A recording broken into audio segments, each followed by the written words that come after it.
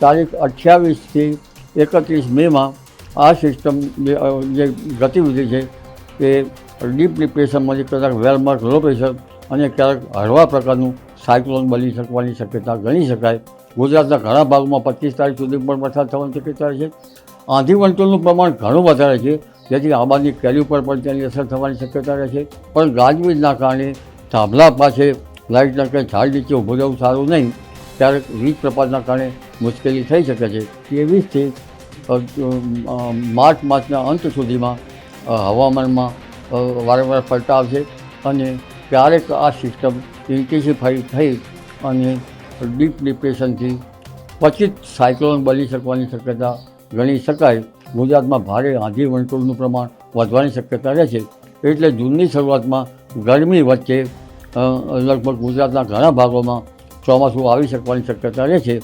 રાજ્યમાં વાવાઝોડાના પગલે સરકાર અને ડિઝાસ્ટર વિભાગ સતર્ક છે. ત્યારે વાવાઝોડું ક્યારે આવી શકે છે, તેનાથી કયા પ્રકારની નુકસાની થઈ શકે છે, તે સંદર્ભે વાતચીત કરવા માટે હવામાન નિષ્ણાંત અંબાલાલ પટેલ આપણી સાથે છે. અંબાલાલભાઈ, સૌથી પહેલો પ્રશ્ન, વાવાઝોડુંની આગાહી વર્તાઈ રહી છે, કયા કયા વિસ્તારોમાં રહેશે?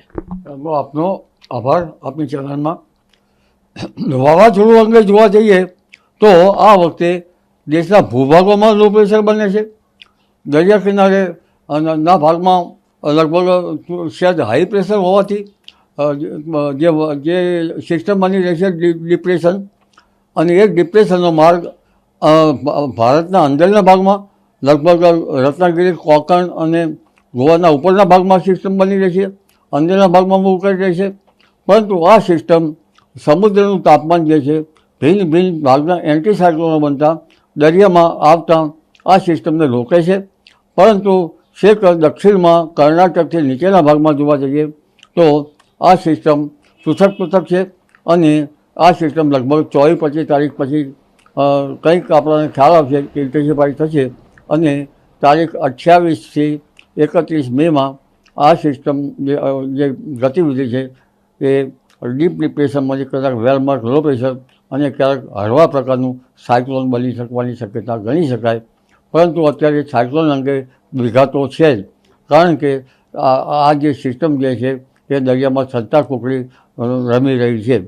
પરંતુ આના કારણે હમણાં જ તારીખ 23-24થી હવામાનમાં પલટો આવશે અને રાજ્યના કેટલાક ભાગમાં આંધી વંટોળ ગાજવી સાથે વરસાદ થવાની શક્યતા છે. ગુજરાતના ઘણા ભાગમાં 25 તારીખ સુધી પણ વરસાદ થવાની શક્યતા છે. આંધી વંટોળનું પ્રમાણ ઘણું વધારે છે, જેથી આંબાની કેરી ઉપર પણ તેની અસર થવાની શક્યતા રહે છે. અને લો લાઇંગ એરિયામાં ડાંગર જેવા પાક જે છે ઉનાળુ એ પણ ક્યારેક પલળી જવાની શક્યતા રહેતી હોય છે. ઉનાળુ તલ છે અથવા ઉનાળુ બાજરી જે છે એના પર ભારે પવનની ગતિના કારણે ઓછી જમીનમાં પડી જવાની શક્યતા રહેતી હોય છે. અથવા તો જે ઢોરવાળામાં પશુઓ જે છે એમાં બકરા અથવા ઘેટાના લવારિયા અને એના બચ્ચામાં એ ભંગોળી જવાની શક્યતા રહેતી હોય છે. પણ ગાજવીજના કારણે થાંભલા પાસે લાઇટના કે ઝાડ નીચે ઊભું રહેવું સારું નહીં. ક્યારેક વીજ પ્રપાતના કારણે મુશ્કેલી થઈ શકે છે. પરંતુ જે વિપર્યોય વાવાઝોડું હતું એવી ગતિવિધિ નહીં હોય. આમ છતાં દરિયામાં 60થી 70 કિલોમીટરની ઝડપના પવન ફૂંકાશે, ક્યારેક 100 કિલોમીટરની ઝડપના પવન ફૂંકાશે. એટલે લગભગ તારીખ 23થી માર્ચના અંત સુધીમાં હવામાનમાં વારંવાર પલટા આવશે અને ક્યારેક આ સિસ્ટમ ઇન્ટેન્સિફાઈ થઈ અને ડીપ ડિપ્રેશનથી ક્વચિત સાયક્લોન બની શકવાની શક્યતા ગણી શકાય. કારણ કે દરિયાઈ ટેમ્પરેચર લગભગ 30-31 ડિગ્રી સેલ્સિયસ છે. પરંતુ ભિન્ન ભાગોમાં જે લો પ્રેશરો જે છે એમાં એન્ટી સાયક્લોન અથવા એમાં ફેરફાર થાય છે. એટલે વાવાઝોડું સંતાકૂકડી રમી રહ્યું હોય તેવું જણાય છે. ચોમાસાની વાત કરીએ, આ વખતે ચોમાસું પણ વહેલું બેસવાની સંભાવના વ્યક્ત કરવામાં આવી રહી છે. એના સંદર્ભમાં શું કહેશો? અત્યારે ઇક્વેટોરિયલ પવન આવી ગયો છે, જેના કારણે ચોમાસું ભલે ઉનાળો પ્રી મોન્સૂન એક્ટિવિટી હોય, પરંતુ જેના કારણે આગામી તારીખ 2 દિવસમાં કેરળ કાંઠે ચોમાસું પહોંચી જવાની શક્યતા રહે છે. જો કે ચોમાસાની ગતિવિધિ અંગે તો જે ભિન્ન ભાગોમાં સ્ટેશનમાં કેટલો વરસાદ થાય છે, આઉટગોઈંગ ઇનગોઈંગ રેડિયેશન કેવું છે, કેવા વાદળનો જમાવડો છે, કેવી ટફ લાઇન બને છે, કેટલો કઈ રીતના પરિબળો બને છે તે તો નિર્ધારિત મોસમ વિજ્ઞાન જ કરશે, પરંતુ આગામી 2 દિવસમાં કેરળ કાંઠે મોસમની સિસ્ટમ સમય કરતાં વહેલી આવવાની શક્યતા ગણી શકાય. જી, ગુજરાતમાં આ ચોમાસું ક્યાં સુધીમાં પહોંચશે?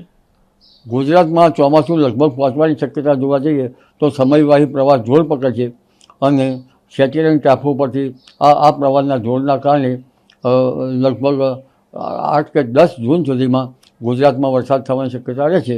તે પૂર્વે 9-10 જૂનમાં ગુજરાતમાં ભારે આંધી વંટોળનું પ્રમાણ વધવાની શક્યતા રહેશે.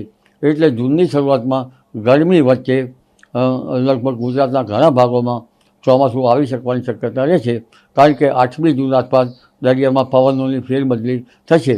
પરંતુ નિયમિત ચોમાસું તો 15 જૂન બાદ આવી શકે, ત્યાર પછી જ કહી શકાય. જી, તો આ હતા અંબાલાલ પટેલ, જેમનું કહેવું છે કે વાવાઝોડાને કારણે ગુજરાતમાં નુકસાન થઈ શકે છે, પણ સાથે સાથે જ આ વખતે ચોમાસું જે છે તે વહેલું બેસવા જઈ રહ્યું છે અને જે જૂનમાં વિધિવત રીતે ચોમાસું બેસતું હોય છે તે આ વખતે તેમની આગાહી પ્રમાણે મે મહિનામાં 24 મેની આસપાસથી બેસવાનું શરૂ થઈ જશે અને આગામી દિવસોમાં ગુજરાતમાં પણ વરસાદ શરૂ થવાની, વિધિવત રીતે જે ચોમાસું છે તે શરૂ થવાની સંભાવના તેમણે વ્યક્ત કરી છે. કેમેરામેન રાહુલ જાદવ સાથે સોનલ નડકર, TV 13, ગાંધીનગર.